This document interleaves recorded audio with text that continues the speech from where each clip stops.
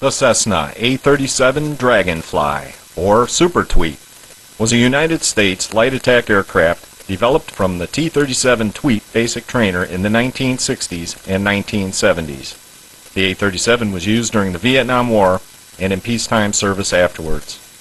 The Air Force found the T-37 to be promising, but wanted an improved version of the aircraft that could carry a much larger payload and had much greater endurance and a better short field performance. The A-37Bs were all newly built airframes. These were stronger than those of the A-37As, capable of pulling 6G instead of 5, and were built to have a longer fatigue life of 4,000 hours. The A-37 excelled at close air support. Its straight wings allowed it to engage targets 100 miles per hour slower than the swept-wing fighters of the day. The slower speed improved bombing accuracy, enabling pilots to achieve an average accuracy of 45 feet. The A-37 required a relatively low amount of maintenance compared to contemporary fighters, only 2 hours of maintenance for each hour of flight time. This was partially due to multiple access panels in strategic locations. The 110th Airlift Wing, an Air Mobility Command gained unit of Michigan Air National Guard, was established in 1947 at the W.K. Kellogg Regional Airport on the west side of Battle Creek, Michigan. The 110th Airlift Wing traces its lineage through one of its component units, the 172nd Fighter Squadron, which passed final inspection and earned federal recognition on 16 September 1947. The 172nd was equipped with North American P-51D Mustangs. The base commander at the time was Captain Ross Norwood. Norwood, who advanced in rank to lieutenant colonel, oversaw the activation of the 172nd and its deployment to Selfridge Air Force Base during the latter stages of the Korean War in 1952.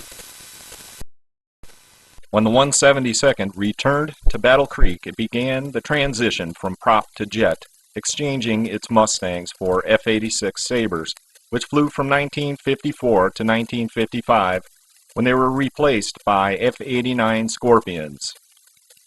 In 1956, the 110th Fighter Group was organized as part of the new force structure being adopted across the nation. The 172nd remained the only flying squadron, but now it was joined by the 110th Air Base Squadron and the 110th Materiel Squadron and the 110th Infirmary. In 1957, the 110th received a new aircraft, the RB-57 Canberra, and a new mission, tactical reconnaissance.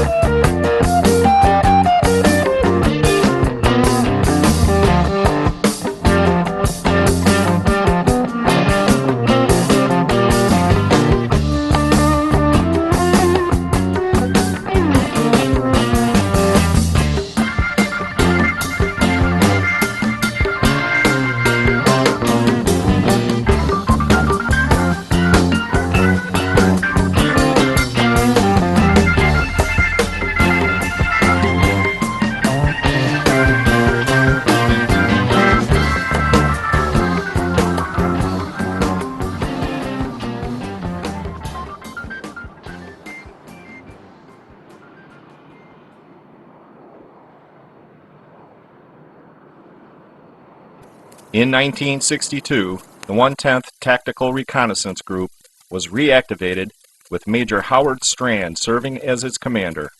Major Strand departed in January of 1965 to become deputy commander of the 127th Tactical Reconnaissance Wing at Selfridge, but he returned again in 1974 to lead the 110th until 1981. The 172nd flew CANBERRAS until 1971, when it undertook the radical and unexpected transformation from the RB-57 jets to the smaller prop-powered CESSNA O-2 SKYMASTER.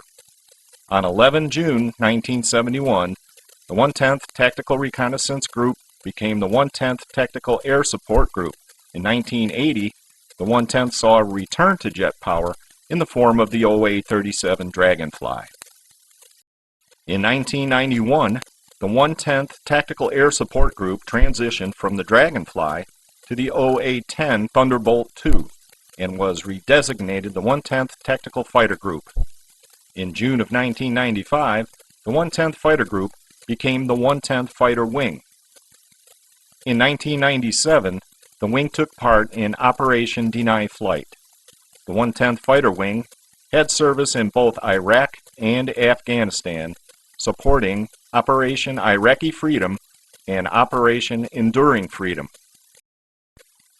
The A-37B weighed almost twice as much as the T-37C. In practice, the A-37B usually operated with at least 2 and sometimes 4 underwing fuel tanks to improve combat endurance. To get this increased weight off the ground, the A-37B was fitted with General Electric 385-GE-17A engines, providing 2,850 foot-pounds of thrust each. These engines were canted slightly outward and downward to improve single-engine handling. Air Commando pilots in Vietnam operating the A-37A had found single-engine crews an effective means of improving their flight endurance. Modifications were made to control surfaces to improve handling.